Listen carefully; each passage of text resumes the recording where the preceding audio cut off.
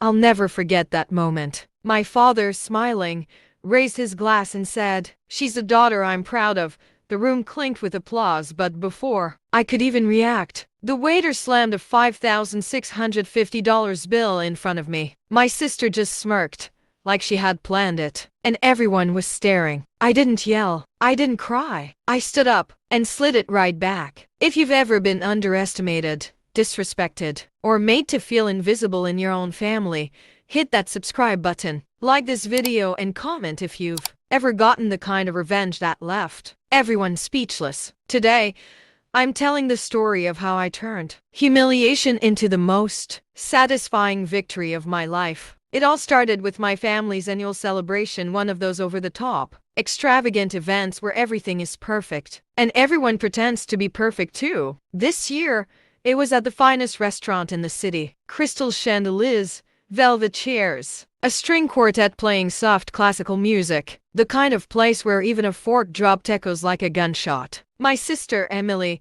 had always been Dad's favorite, at least on the surface. She had this effortless charm, a way of making everyone laugh, and apparently, a talent for making him gush with pride. And I had always been the quiet one, the one who worked hard, the one who saved money, the one who never sought attention, only to be overlooked in the grand theatrics of family approval. That night, it hit me harder than ever. We were sitting around the table, Dad with his glass of champagne, eyes twinkling. To Emily, he said, raising his glass, "The daughter I'm most proud of." The applause rang out. Emily's smile widened. My chest tightened. I forced a polite smile, but inside, a storm was brewing. Then, the waiter arrived. The crisp sound of the bill landing on the table snapped the tension like a whip. And there it was, $5,650, right in front of me. Not Emily, not Dad, me. A hush fell over the table. My sister smirked, a slow, deliberate curl of her lips, like she'd orchestrated this moment for maximum humiliation. And Dad,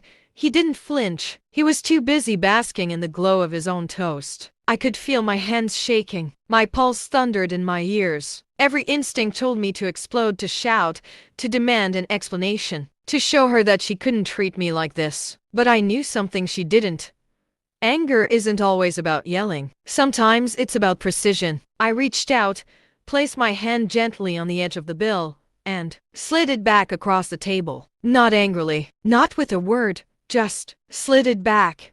Silence. You could almost hear the air crackle. My sister's smirk faltered. Dad's eyes widened. And the people around us? Confused, stunned, unsure what just happened. But let me back up a little, because you need to understand why this moment mattered so much. See, Emily had always thrived on one thing: public validation. She craved it, needed it, lived for it. Every family gathering, every achievement, she made sure the world knew about it. And every slight, every glance, every quiet success of mine, she treated like a threat to her carefully curated image. Earlier that week, she had found out about a freelance project. I'd landed one that paid more than she earned in a month. Instead of congratulating me, she had rolled her eyes and whispered to Dad, "Oh, that's nice, I guess, but not like my promotion at the firm." It stung.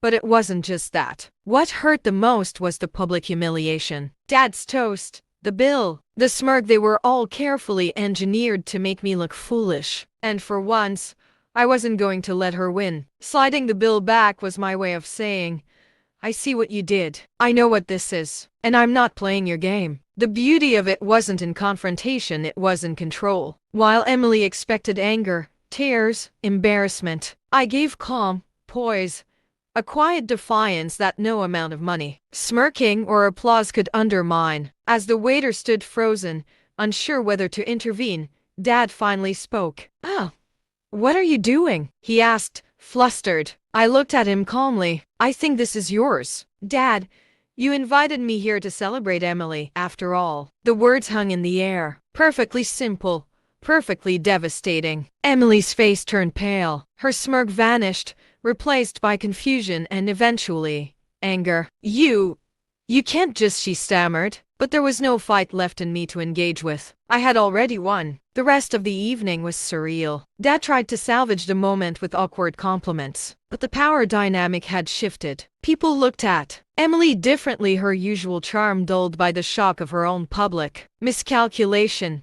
And me? I felt a quiet, unshakable satisfaction that no applause could ever replicate. Here's why it worked. Revenge isn't about rage, it's about narrative control. By refusing to play her game, by calmly, silently, sliding the bill back, I forced everyone to reconsider the story they thought they knew. I showed them that respect isn't demanded by theatrics, it's earned by composure. And I demonstrated, most importantly, to myself, that I didn't need external validation to claim my dignity. Emily had underestimated the quiet, diligent one. She didn't realize that the person she saw as powerless had already anticipated her move, understood the stakes, and crafted a response more potent than any scream or By tear the end of the could ever night, be. Emily's smirk had been replaced by a mask of forced politeness. Dad, finally recognizing the shift, offered a small, awkward nod in my direction. And me? I had what I wanted all along, not revenge born of malice, but a victory born of strategy, restraint, and understanding human psychology better than anyone at that table. When we left the restaurant, I could hear whispers from servers and other diners, people intrigued, impressed, maybe even slightly envious of the quiet confidence I had shown. And the best part? Emily never tried that stunt again. Sometimes the most powerful revenge isn't loud. It's not explosive. It's subtle, precise, and undeniable. You don't need to humiliate anyone, just claim your own dignity. And the rest follows naturally. That night taught me that validation isn't given. It's claimed. And silence, when wielded correctly, can speak louder than any outburst. If you've ever experienced a moment where you turned humiliation into triumph, share it in the comments. I want to hear your story. Like this video if you felt the power of quiet revenge. Subscribe for more real stories where strategy and patience outshine anger. And share this with someone who needs a reminder that true victory is often silent but unforgettable.